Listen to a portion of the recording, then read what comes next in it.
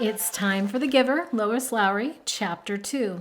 Remember to keep in the forefront of your mind the questions that were given to you on the daily assignments. Remember, I don't want you to focus solely on those questions, but keep them in your mind so you can grab them when the answer comes along in the reading, but really look at the experiences of Jonah and what his life of Jonas, and what his life is like in his family structure and what his community is like. Chapter 2. Jonas watched as his father poured a fresh cup of coffee. He waited. "You know," his father finally said, "every December was exciting to me when I was young, and it has been for you and Lily too, I'm sure. Each December brings such changes." Jonas nodded. He could remember the December back to when he'd become, well, probably a 4. The earlier ones were lost to him, but he observed them each year, and he remembered Lily's earliest Decembers. He remembered when his family received Lily, the day she was named, the day that she had become a 1. The ceremony for the ones was always noisy and fun. Each December, all the new children born in the previous year turned 1. One at a time, there were always 50 in each year's group, if none had been released. They had been brought to the stage by the nurturers who had cared for them since birth.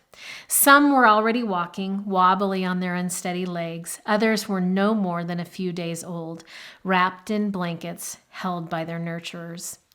"I enjoy the naming," Jonas said. His mother agreed, smiling. "The year we got Lily, we knew, of course, that we'd receive our female. Because we'd made our application, it had been approved. But I'd been wondering what her name would be. I could have sneaked a look at the list prior to the ceremony," Father confided. "The committee always makes the list in advance, and it's right there in the office at the nurturing center. As a matter of fact," he went on, "I feel a little guilty about this, but I did go in this afternoon and look to see if this year's naming list had been made yet. It was right there in the office, and I looked up number 36. That's the little guy I've been concerned about, because it occurred to me that it might enhance his nurturing if I could call him by a name. Just privately, of course, when no one else was around."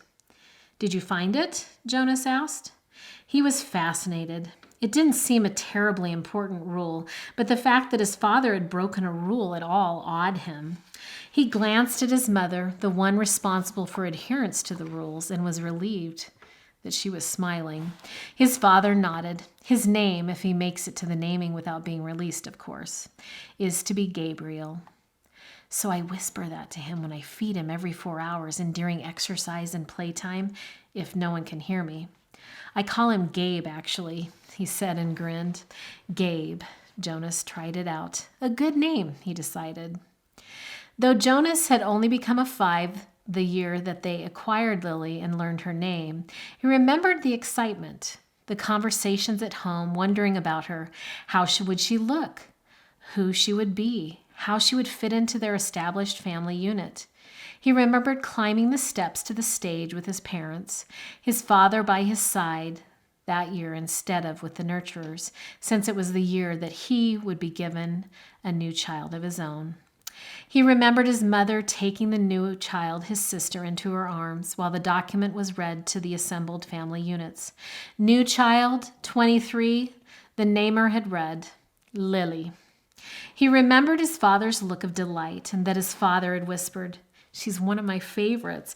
I was hoping for her to be the one." The crowd had clapped and Jonas had grinned. He liked his sister's name. Lily, barely awake, had waved her small fist. Then they had stepped down to make room for the next family unit. "When I was an 11, his father said now, as you are, Jonas, I was very impatient waiting for the ceremony of 12. It's a long 2 days. I remember that I enjoyed the ones, as I always do, but that I didn't pay much attention to the other ceremonies except for my sister's. She became a 9 that year and got her bicycle. I had been teaching her to ride mine even though technically I wasn't supposed to. Jonas laughed. It was one of the few rules that was not taken very seriously and was almost always broken. The children all received their bicycles at 9. They were not allowed to ride bicycles before then, but almost always the oldest brothers and sisters had secretly taught the younger ones. Jonas had been thinking already about teaching Lily. There was talk about changing the rule and giving the bicycles at an earlier age. A committee was studying the idea. When something went to a committee for study, the people always joked about it. They said that the committee members would become elders by the time the rules change, if that were to happen. Rules were very hard to change. Sometimes if it was a very important rule, unlike the one governing the age of bicycles, it would have to go, eventually to the receiver for a decision. The receiver was the most important elder. Jonas had never even seen him that he knew of. Someone in a position of such importance lived and worked alone, but the committee would never bother the receiver with a question about bicycles. They would simply fret and argue about it themselves for years until the citizens forgot that it had ever gone to them for study. His father continued, "So I watched and cheered when my sister Katya became a 9 and removed her hair ribbons and got her bicycle." Father went on, "Then I didn't pay much attention to the 10s and 11s, and finally at the end of the second day, which seemed to go on forever, it was my turn. It was the ceremony of 12. Jonas shivered. He pictured his father, who must have been a shy and quiet boy, for he was a shy and quiet man, seated with this group, waiting to be called to the stage. The ceremony of 12 was the last of the ceremonies, the most important. I remember how proud my parents looked, and my sister too. Even though she wanted to be out riding the bicycle publicly, she stopped fidgeting and was very still and attentive when my turn came. But to be honest, Jonas, his father said, for me, there was not the element of surprise that there is with your ceremony, because I was already fairly certain of what my assignment would be. Jonas was surprised. There was no way really to know in advance. It was a secret selection made by the leaders of the community, the committee of elders who took the responsibility so seriously that there were never even any jokes made about assignments. His mother seemed surprised too. "How could you have known?" she asked. His father smiled his gentle smile. "Well, it was clear to me, and my parents later confessed that it had been obvious to them too, what my aptitude was. I had always loved the new children more than anything. When my friends in my age group were holding bicycle races or building toy vehicles or bridges with their construction sets or all the things I do with my friends," Jonas pointed out, and his mother nodded in agreement. "I always participated, of course, because as children we must experience all of those things. And I studied hard in school as you do, Jonas, but again and again during free time I found myself drawn to the new children. I spent almost all of my volunteer hours helping in the nurturing center. Of course, the elders knew that from their observation." Jonas nodded. During the past year, he had been aware of the increasing level of observation. In school, at recreation time, and during volunteer hours, he had noticed that the elders were watching him and the other 11s. He had seen them taking notes. He knew, too, that the elders were meeting for long hours with all of their instructors that he and the other 11s had had during their school. "So I expected it, and I was pleased, but not at all surprised when my assignment was announced as nurturer," Father explained. "Did everyone applaud, even though they weren't surprised?" Jonas asked. "Oh, of course. They were happy for me that my assignment was what I wanted most. I felt very fortunate," his father smiled. "Were any of the 11s disappointed your year?" Jonas asked. Unlike his father, he had no idea what his assignment would be, but he knew that some would disappoint him. Though he respected his father's work, nurturer would not be his wish, and he didn't envy laborers at all. His father thought, "No, I don't think so. Of course the elders are so careful in their observations and selections. I think it's probably the most important job in our community," his mother commented. "My friend Yoshiko was surprised by her selection as doctor," Father said, "but she was thrilled. And let's see, there was Andre. I remember that when we were boys, he never wanted to do physical things. He spent all the recreation time he could with his construction set, and his volunteer hours were always on building sites. The elders knew that, of course. Andre was given the assignment of engineer, and he was delighted.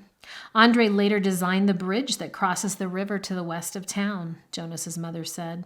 It wasn't there when we were children. There are very rarely disappointments, Jonas. I don't think you need to worry about that, his father reassured him. And if there are, you know there's an appeal process. But they all laughed at that. An appeal went to a study. Went to a committee for study. I worried a little bit about Asher's assignment, Jonas confessed. Asher's such fun, but he doesn't really have any serious interests. He makes a game out of everything. His father chuckled. You know, he said, I remember when Asher was a new child at the nurturing center before he was named. He never cried. He giggled and laughed at everything. All of us on the staff enjoyed nurturing Asher. The elders know Asher, his mother said. They'll find exactly the right assignment for him. I don't think you need to worry about him. But Jonas, let me warn you about something that may not have occurred to you. I know I don't think about it until after my ceremony in 12. What's that? Well, it's the last ceremonies, as you know. After 12, age isn't important. Most of us lose track of how old we are as time passes, though the information is in the Hall of Open Records and we could go and look it up if we wanted to. What's important is the preparation for adult life and the training you'll receive in your assignment. I know that, Jonas said. Everyone knows that. But it means, his mother went on, that you'll move into a new group. And each of your friends will. You'll no longer be spending your time with your group of 11s. After the ceremony of 12, you'll be with your assignment group with those in training. No more volunteer hours. No more recreation hours. So your friends will no longer be as close. Jonas shook his head. Asher and I will always be friends, he said firmly, and there will still be school. That's true, his father agreed, but what your mother said is true as well. There will be changes. Good changes, though, his mother pointed out. After my ceremony of 12, I missed my childhood recreation, but when I entered my training for law and justice, I found myself with people who shared my interests. I made friends on a new level, friends of all ages. Did you still play at all after 12? Jonas asked. Occasionally, his mother replied, but it didn't seem as important to me. I did, his father said, laughing. I still do. Every day at the nurturing center, I play bounce on the knee and peekaboo and hug the teddy. He reached over and stroked Jonas's neatly trimmed hair. Fun doesn't end when you become 12. Lily appeared, wearing her nightclothes in the doorway. She gave an impatient sigh. This is certainly a very long, private conversation, she said, and there are certain people waiting for their comfort object. Lily, her mother said fondly, you're very close to being an 8. And when you're an 8, your comfort object will be taken away. It will be recycled to the younger children. You should be starting to go off to sleep without it. But her father had already gone to the shelf and taken down the stuffed elephant, which was kept there. Many of the comfort objects, like Lily's, were soft, stuffed, imaginary creatures. Jonas's had been called a bear. Here you are, Lily Billy, he said. I'll come help you remove your hair ribbons. Jonas and his mother rolled their eyes, yet they watched affectionately as Lily and her father headed to her sleeping room with the stuffed elephant that had been given to her as her comfort object when she was born. His mother moved to her big desk and opened the briefcase. Her work never seemed to end, even when she was at home in the evening. Jonas went to his own desk and began to sort through his school papers for the evening's assignment. But his mind was still on December and the coming ceremony. Though he had been reassured by the talk with his parents, he hadn't the slightest idea what assignment the elders would be selecting for his future, or how he might feel about it when the day came.